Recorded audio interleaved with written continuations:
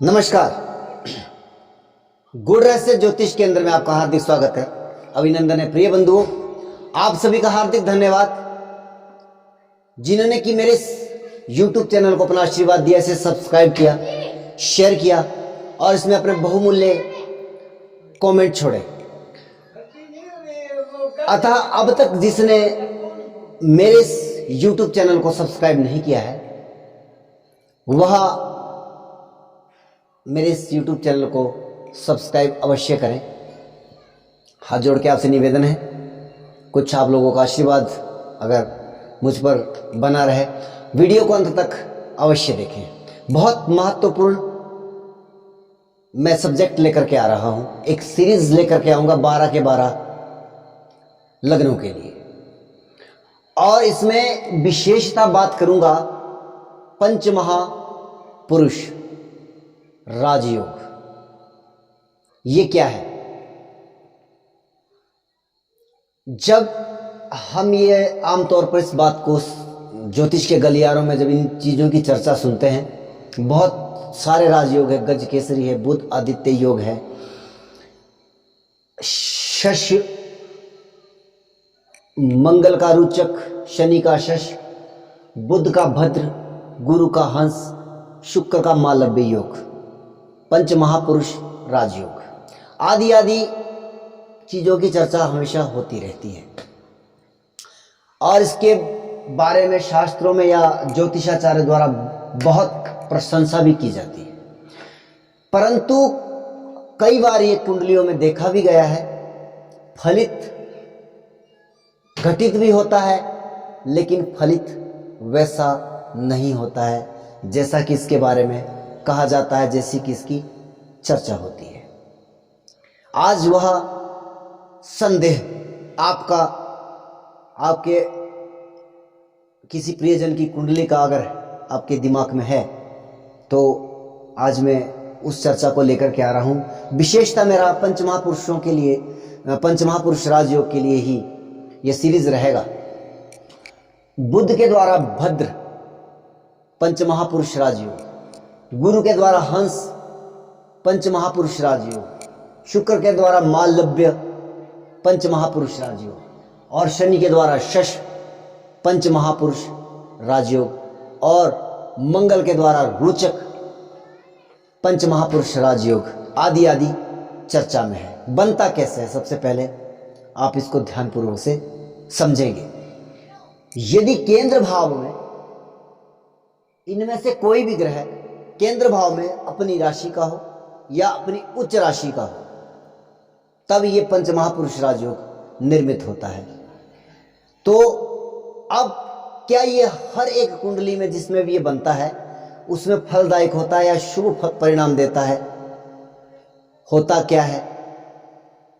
जैसे कि बुध का जो भद्र पंचमहापुरुष राजयोग है, इसके बारे में कहा जाता है कि ऐसा व्यक्ति व्यवसायिक बुद्धि या बहुत इंटेलिजेंस रखता है, अपने बुद्धि के द्वारा जो है वो जग को जीतने की क्षमता रखता है, सभा में विजय पाता अपने बुद्धि के द्वारा।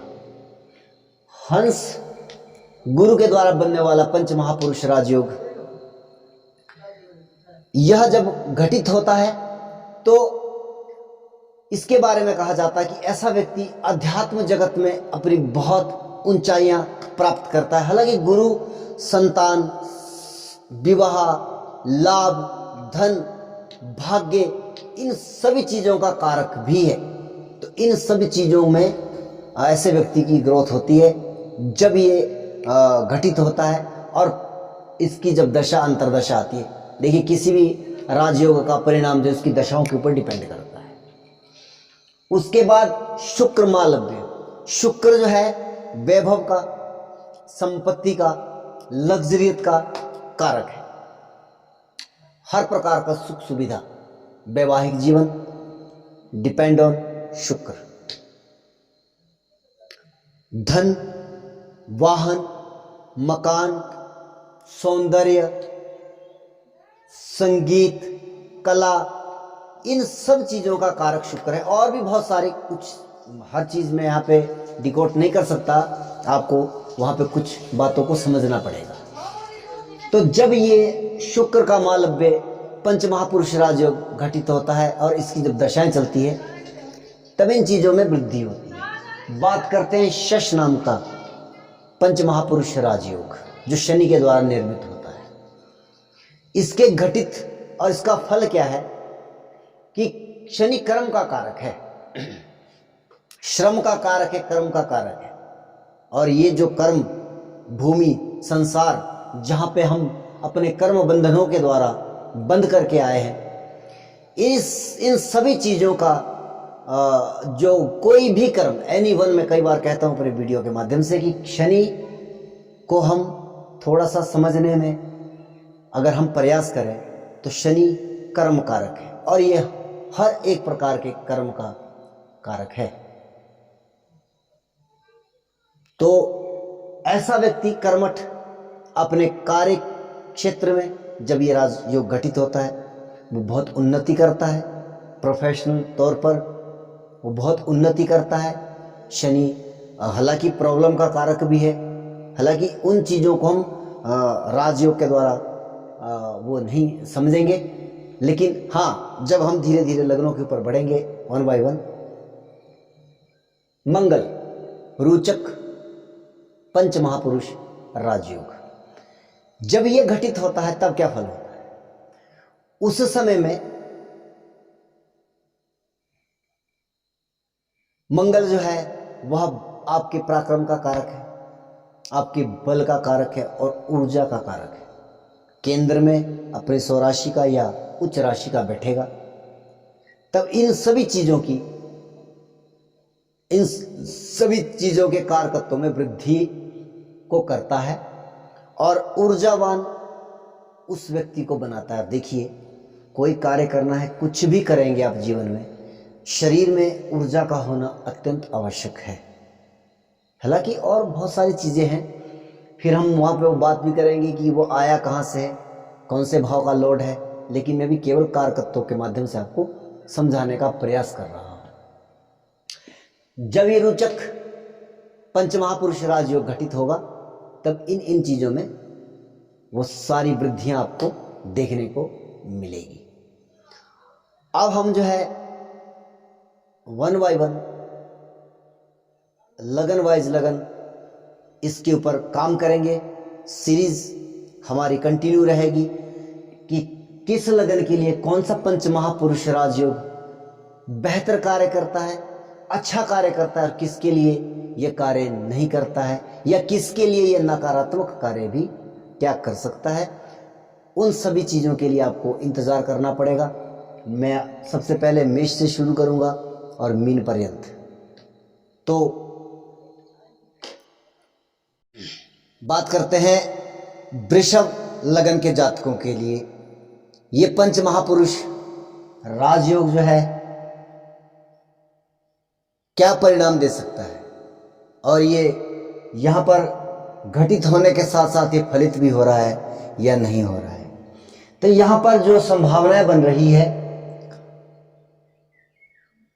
चंद्रमा और सूर्य तो नहीं बनाते हैं, शुक्र का मालव्य, शनि का शश, मंगल का रुचक, और यहां पर शुक्र अगर ये राजयोग बना रहे हैं, पंच महापुरुष राजयोग, मालव्य पंच महापुरुष राजयोग आपकी कुंडली में है, तो ये क्योंकि लग्नेश है और लग्नेश स्वयं की राशि में बैठा है, बलवत अवस्था में है, निश्चित तौर पर यह राजयोग जो है इस कुंडली में घटित होने के साथ साथ शुभ फल प्रदान करने लायक भी है।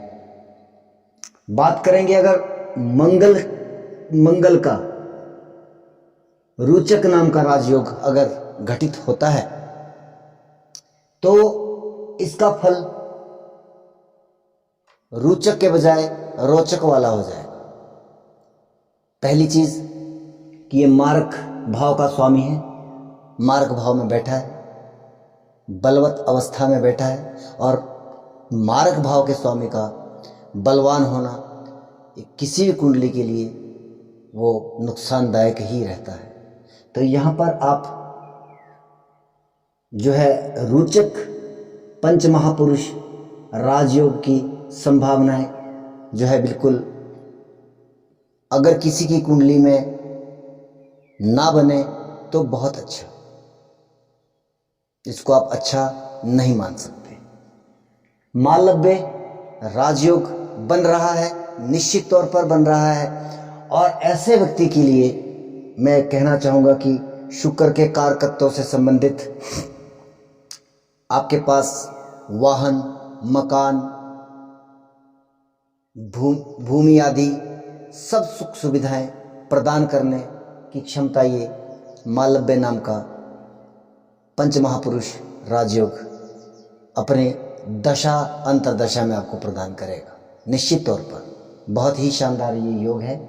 हाँ, यहाँ पर षष्ठमेश है तो कहीं ना कहीं आपको रोग आदि इस तरह से जो है आपको संभावनाएं रहती है। शत्रुओं का भी बल अधिक रहेगा, जीवन में शत्रु अधिक रहेंगे। और ये तो निश्चित सी बात है कि जो व्यक्ति जीवन में ग्रोथ करता है, अच्छा जीवन में अर्न करता है, उसके शत्रु भी अधिक रहते हैं। तो एक लॉजिकली हिसाब किताब यहाँ पे बनता है। हाँ, ऋण की अगर बात करें हम, ऋण की अगर हम बात करें तो कुंडली में मंगल कहाँ पर किस तरह से बैठा है उसके ऊपर भी बहुत कुछ आधारित करता है। अनदर पार्ट कुंडली का क्या कहता है, लेकिन निश्चित तौर पर अगर यहाँ पर इसके ऊपर कोई नकारात्मक प्रभाव नहीं है तो ये पूरी तरह से प्रभाव प्रदान करेगा मालव्य राजयोग। और यहाँ पर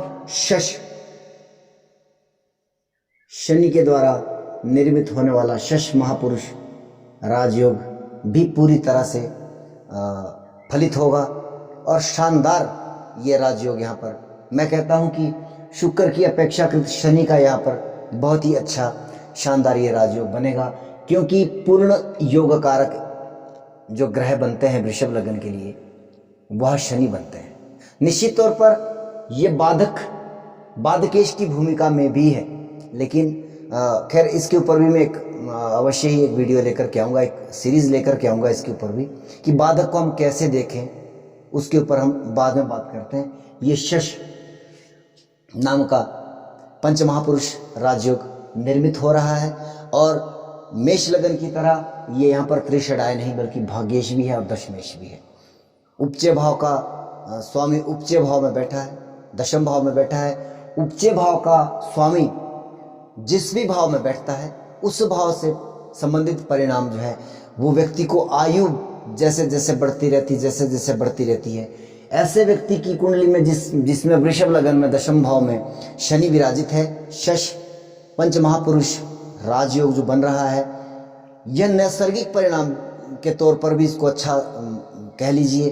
दशमेश का दशम में बैठना, उपचय स्थान के स्वामी का उपचय स्थान में बैठना और उपचय स्थान के स्वामी का कर्म भाव में बैठने का अभिप्राय ये है कि जैसे जैसे आपकी उम्र बढ़ती जाएगी आपका कार्य क्षेत्र और कार्य करने की जो कार्य में बढ़ोतरी होती है जीवन में वो बढ़ती जाएगी। आपके पास बहुत सारा काम आयु बढ़ते बढ़ते होता जाएगा। आपका कार्य क्षेत्र कभी भी मंदा नहीं पड़ेगा। ये इस पंच महापुरुष राजयोग की एक परिभाषा ये भी है और निश्चित तौर पर ये 100% कार्य करेगा।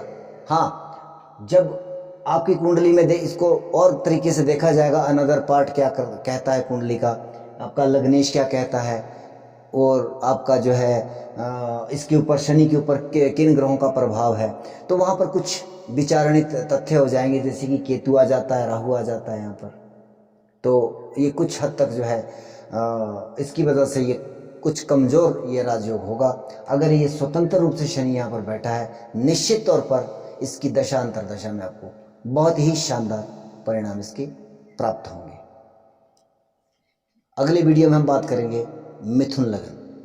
जय सिया राम। वीडियो को अंत तक देखने के लिए हार्दिक धन्यवाद। अधिक ज्योतिष संबंधी अधिक जानकारी के लिए आप मेरे इस YouTube चैनल को सब्सक्राइब करें और यदि आप ज्योतिष को सीखना चाहते हो तो आप उसके लिए भी हमसे संपर्क करें। हमारा फ़ोन नंबर है 94 184 17 927। ये व्हाट्सएप नंबर है।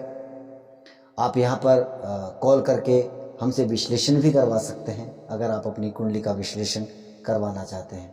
मुझे कई बार लोग बोलते हैं कि आप जो है अपने YouTube के माध्यम से अपना विश्लेषण के लिए या आप अपनी ऑनलाइन क्लासेस के लिए कभी प्रचार नहीं करते हैं। तो मैं अपने उस पर छोड़ देता हूँ जो मेरे व्यूवर्स हैं, अगर उनको मेरा काम अच्छा दिखाई देगा तो वो ऑटोमेटिकली कहीं ना कहीं से या मेरे डिस्क्रिप्शन बॉक्स से भी मेरा नंबर उठा करके मुझे कॉल अवश्य करते भी हैं। तो इसके लिए बोलने की आवश्यकता नहीं है, आप स्वयं जानते हैं। जय सिया राम।